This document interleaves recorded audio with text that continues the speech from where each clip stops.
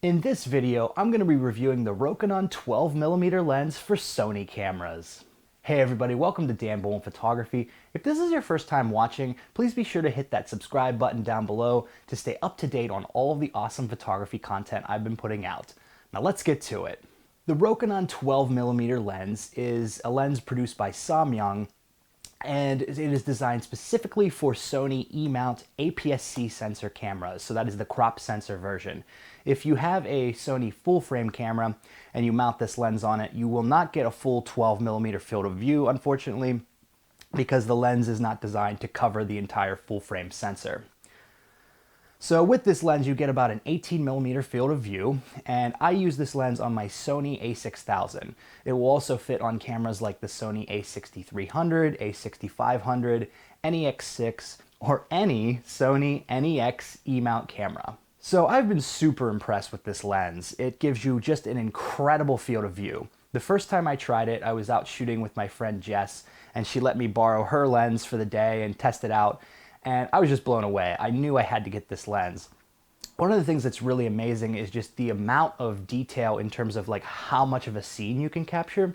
We were shooting near Harvard University, near the Widener Library, which is just a massive building. And I've shot there many times before, but I've never been able to capture the entire building in the scene. And so I was blown away that I could actually fit the entire building into the frame with the lens like this. So if you love shooting architecture, this is definitely a really fantastic lens for you to get. Also, I've been really blown away by the optical quality of the lens. The images you can get out of this when you nail focus are super sharp.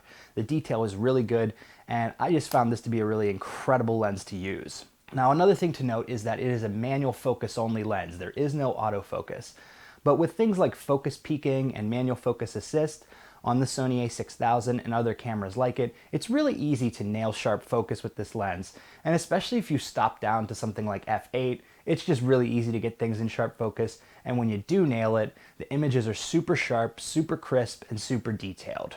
Now, of course, with an ultra wide angle lens like this, you do get a lot of distortion, but I actually kind of like the way the distortion of lines and things look. I think the images look a little bit more dynamic and interesting, and it gives you a view of life that you don't get to see with your own eyes because of the way it distorts lines. Now, if you don't like the look of the distorted lines, you can fix this in post-processing. I can do a tutorial on this if you'd like. Leave a comment down below and let me know if you'd like me to do a tutorial on how to fix distortion on ultra-wide angle images. But for me, I usually don't correct the images in post, or the distortion in post. I usually will just let the lines stay distorted and let the images speak for themselves because I kind of like the look. One other thing to note is that this lens does not transmit EXIF data to your camera. And also, your camera won't be able to tell that there's actually a lens attached to it.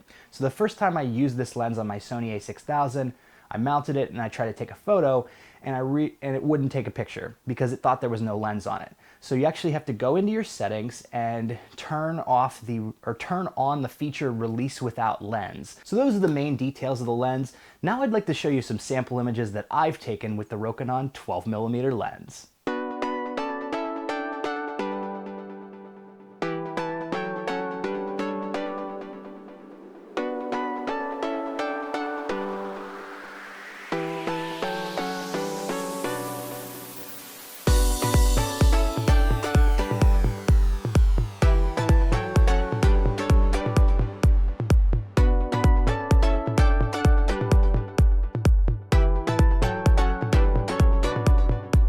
So I hope you guys found this video useful.